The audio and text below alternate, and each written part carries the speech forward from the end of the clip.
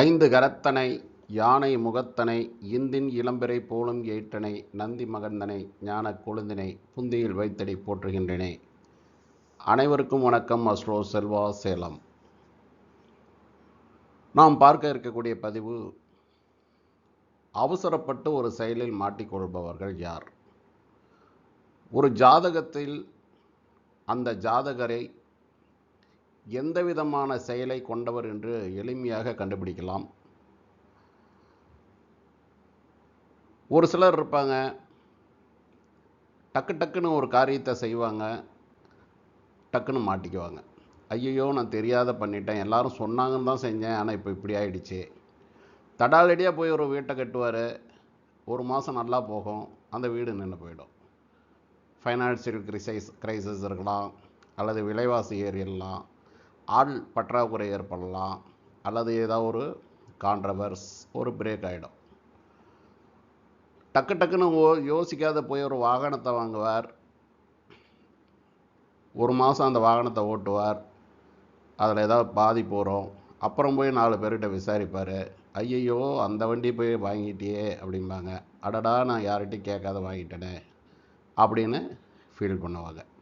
இப்படி ஒரு செயலை, எந்த மாதிரியான செயலை அவசரப்பட்டு மாட்டிக்குவாங்க. ஏன்னா ஒரு மனிதனுக்கு நவகிரகங்கள், அதோடு 12 பாவங்கள், பல்வேறு சிந்தனைகள், பல்வேறு செயல்பாடுகளை வெளிப்படுத்துது.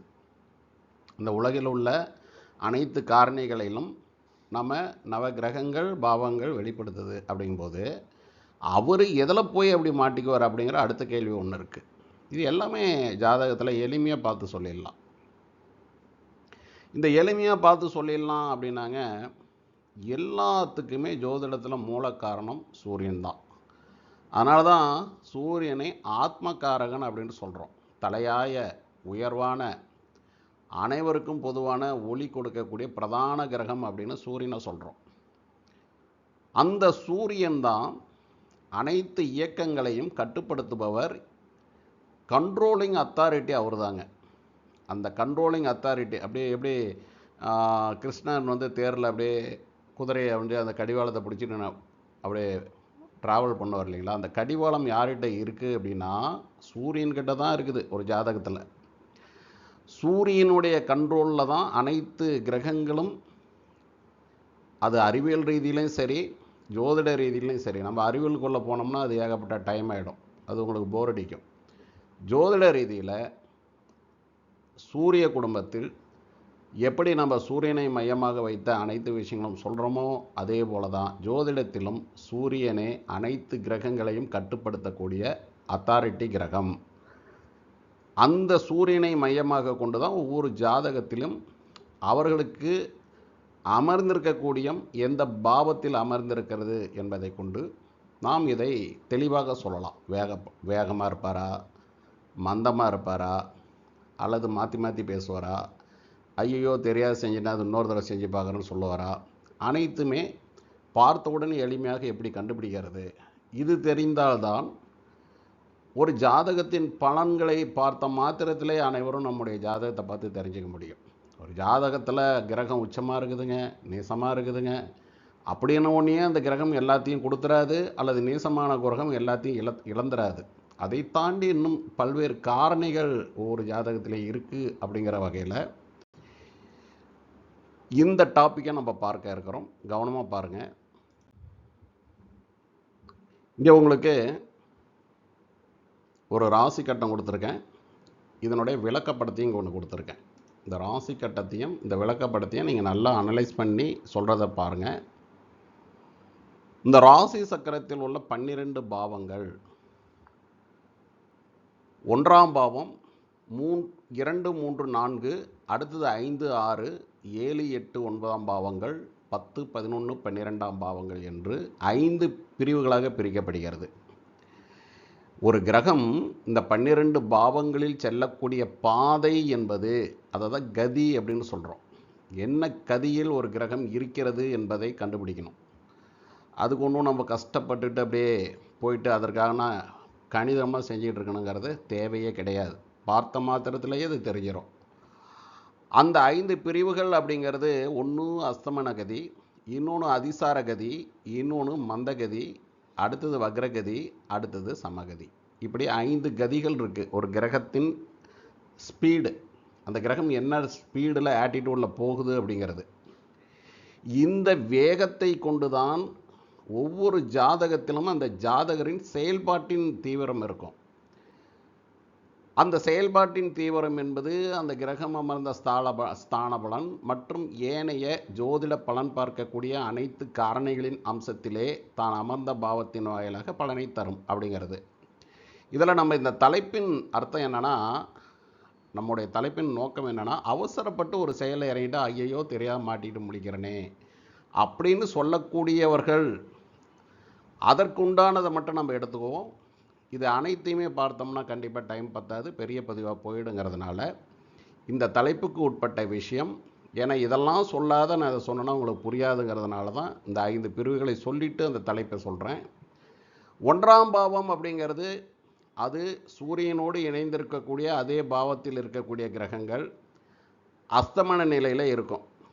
அது அஸ்தமன நிலையில் அப்படிங்கும்போது ஒவ்வொரு கிரகத்திற்கும் பாகை அளவுகள் கொடுக்கப்பட்டிருக்கின்றன. அந்த பாகை அளவுக்குள் உட்பட்டு இருக்கும் பொழுது அஸ்தமன அளவில் இருக்கும். அந்த பாகையை விட்டு அப்படியே வெளியில் வந்துருச்சு அப்படின்னா அந்த அஸ்தமனத்தை விட்டு வெளியே வந்துருச்சு. பட் தோராயமாக ஒரு ஃபஸ்ட்டு பாவங்கிறது எது? சூரியன் இருக்கக்கூடிய இந்த முதல் பாவம். இந்த பாவம் அப்படிங்கிறது இந்த அஸ்தமன கதியில் அந்த கிரகம் இருக்குது அப்படின்னு அர்த்தம். அதுக்குள்ளே டீட்டெயிலாக நம்ம போவோம்னா அது இன்னொரு தலைப்பில் பார்ப்போம். இப்போ நமக்கு தேவையானது என்ன அப்படின்னா, இந்த அதிசார கதிங்கக்கூடிய 2வது நிலை. இந்த 2வது நிலைங்கிறது தான் 2, 3, 4 பாவங்கள். நான் இங்கே பாருங்கள் இண்டிகேட் பண்ணியிருக்கேன். இந்த இடத்துல உங்களுக்கு 3 பாவங்களையும் பிரித்து கொடுத்துருக்கேன். இப்போ இந்த இடத்தில் ஒரு கிரகம் இருக்குது, அதாவது சூரியனுக்கு 2, 3, 4 ஒரு கிரகம் இருக்கிறது எனும் பொழுது அந்த கிரகத்தின் வேகம் என்பது அதிசாரத்தை கொண்டிருக்கும். அதிசாரம் அப்படிங்கிறது என்னன்னாங்க, அவசரம், நிதானம் இல்லாமல் உடனே இந்த காரியத்தை நான் முடிச்சே ஆகணும், அதெல்லாம் எனக்கு தெரியாது, இன்றைக்கே இந்த பொருள் எனக்கு வந்தே ஆகணும்னு ஒத்த காலில் நிற்பாங்க இல்லைங்களா? அதுதான். அது எல்லாமே இந்த 2, 3, 4 அப்படிங்கக்கூடிய பாவம் தான். எதுக்கு? சூரியனுக்கு. இந்த இடத்துல நீங்கள் லக்னத்திற்கு பார்க்கக்கூடாதுங்க, நல்லா கவனிக்கணும். லக்னத்திற்கு நான் சொல்லலை, சூரியனுக்கு பார்க்கணும். சூரியன் என்ற பாவத்திலிருந்து 2, 3, 4ஆம் பாவத்தில் வெளிவட்ட கிரகங்கள் என்று சொல்லக்கூடிய, அது குருவாக இருக்கலாம், செவ்வாயாக இருக்கலாம், சனியாக இருக்கலாம், இந்த கிரகங்களுக்கு முக்கியத்துவம் கொண்டு நம்ம பார்க்கணும். இப்போ புதனும் சுக்கிரனும் சூரியனை ஒட்டியே இருக்கிறதுனால அவர்களுக்கு நம்ம பார்க்கணும். பட் இருந்தாலும் அவர்கள் எப்போ அதிசாரத்தில் வருவாங்க அப்படிங்கிறத நம்ம கால்குலேட் பண்ணுறது கொஞ்சம் சிரமம். மீதி இருக்கக்கூடிய இந்த குரு, சனி ஆகிய தூரத்தில் இருக்கக்கூடிய இந்த கிரகங்கள் டக்குன்னு நம்ம ஈஸியாக ஃபைண்ட் அவுட் பண்ணிடலாம். அப்படி பார்க்கும் பொழுது 2, 3, 4 ஆகிய இடத்துல ஒருத்தருக்கு குருவோ சனியோ இருக்காங்க அப்படின்னா அந்த கிரகம் பட்டு வேகமான செயலை கொண்டிருக்கக்கூடிய ஆற்றலை ஜாதகருக்கு வழங்கும். அந்த கிரகம் நீசமாக இருக்கட்டும், உச்சமாக இருக்கட்டும், எப்படி வேணாலும் இருக்கட்டுங்க, அதனுடைய தன்மையில் வேகப்படுத்தும், நிதானமின்மையை கடைபிடிக்கும். படபடன்னு செஞ்சிடணும், அவசரமாக செஞ்சிடணும் அப்படின்னு சொல்லிட்டு யோசிக்காதே செஞ்சிடும். யோசிக்காத செஞ்சுட்டு இது என்ன பண்ணும், கொஞ்ச நாள் கழித்து ஐயோ நான் தெரியாத அதை பண்ணிட்டேன் அப்படின்ட்டு அதற்காக வருந்த வைக்கும். அல்லது செய்ததையே நான் தப்பு, அது எனக்கு வேண்டாம் அப்படின்னு ரிஜெக்ட் பண்ண பார்க்கும். ஒரு உதாரணமாக இது எஃபெக்ட் எப்படின்னா, கோச்சாரத்தில் ரொம்ப பகிரங்கமாக தெரியும். கோச்சாரத்தில் உங்களுக்கு இன்னும் உதாரணத்துக்கு சொல்ல போகணும் அப்படின்னா, இப்போது கடகத்தில் குரு போயிட்டுருக்கார். இப்போ கடகத்தில் கோச்சாரத்தில் குரு போயிட்டுருக்கார். இப்போ இந்த குருவுக்கு இந்த 10, 11, 12 இதை விட்டுலாம், இங்கே ஹைலைட் பண்ணியிருக்கிறத மட்டும் எடுத்துங்க. 2, 3, 4 என்பது சூரியனுக்கு வேகம் கொடுக்கக்கூடிய இடம் அப்படின்னு அர்த்தம் இல்லையா? இப்போ சூரியன் இப்போது உங்களுக்கு 2, 3 மாதத்துக்கு முன்னாடி இந்த இடத்துல இருந்தார்.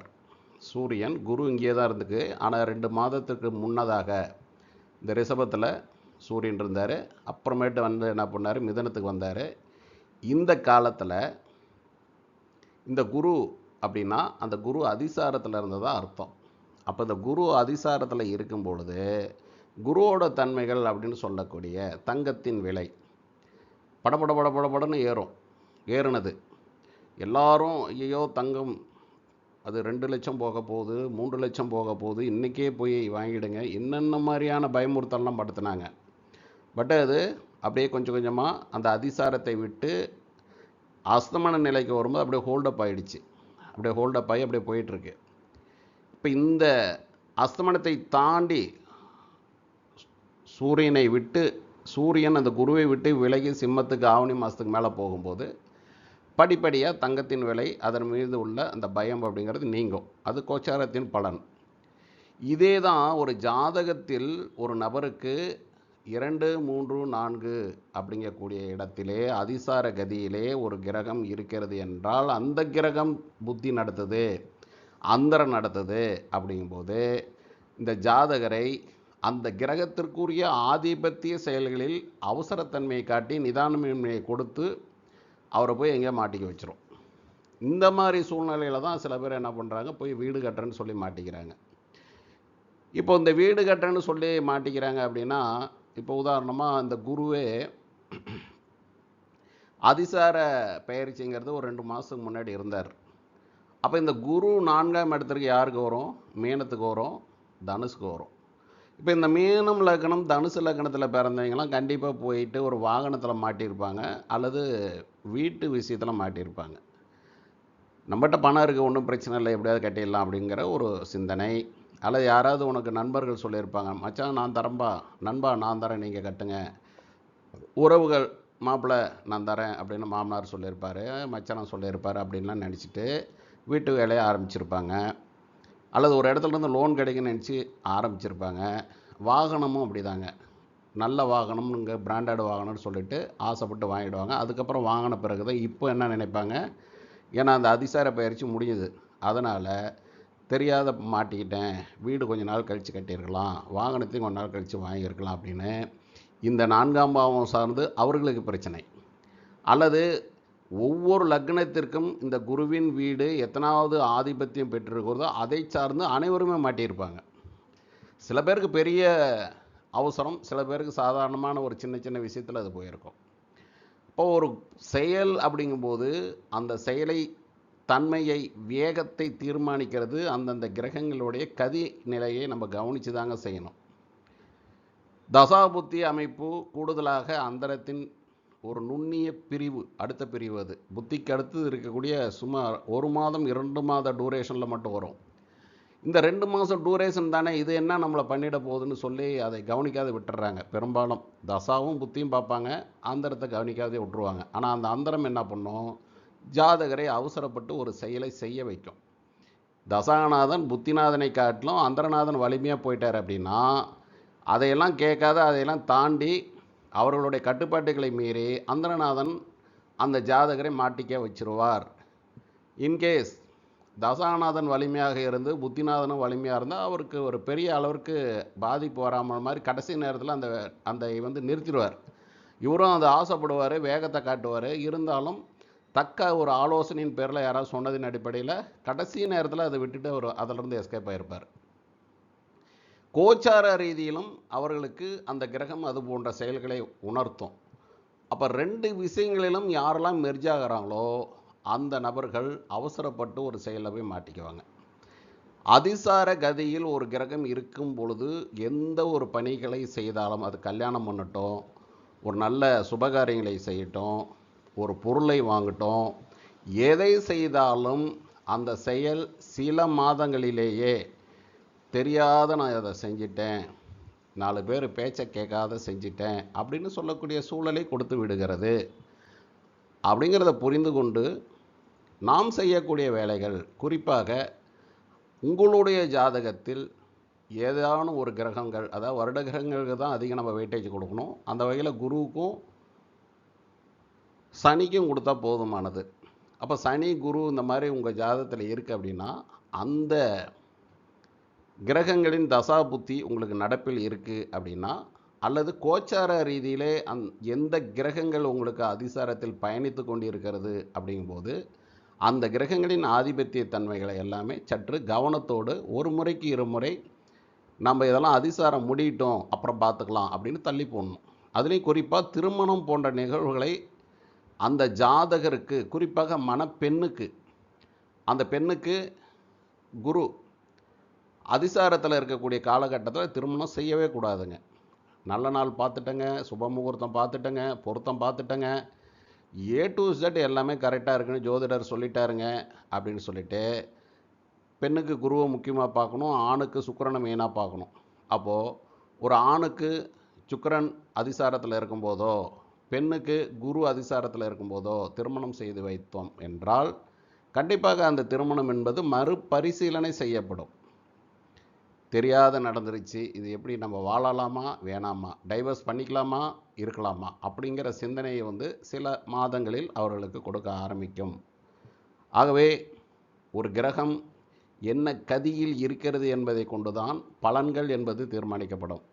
ஒரு ஜாதகத்தில் மேலோட்டமாக அந்த கிரகம் உச்சநேசமாக இருக்குது, லக்ன சுபர் லக்ன பாவியாக இருக்குது, பார்வை இருக்குது, சேர்க்கை இருக்குது, பரிவர்த்தனை இருக்குது அப்படிலாம் சொல்லி 1 2 3 4 5 என்ற மாதிரிலாம் முடிச்சிட முடியாதுங்க. அது ஒரு அற்புதமான சூட்சம் மிகுந்த சப்ஜெக்டு. அதை இது மாதிரியான கோணங்களில் ஆய்வு செய்து அந்த ஜாதகருக்கு அவசரத்தன்மை எதில் இருப்பார் என்று கணித்து அதில் அந்த ஜாதகரை சற்று கவனமோடு அவசரப்படாமல் நிதானமாக வாழ்க்கையில் சில முடிவுகளை எடுக்க வேண்டும் என்று சொல்லி வழிகாட்டியாகத்தான் ஒரு ஜோதிடர் திகழ வேண்டும் என்று சொல்லி அடுத்த ஒரு நல்ல தலைப்பில் உங்களை சந்திக்கிறேன் நண்பர்களே. நன்றி, வணக்கம்.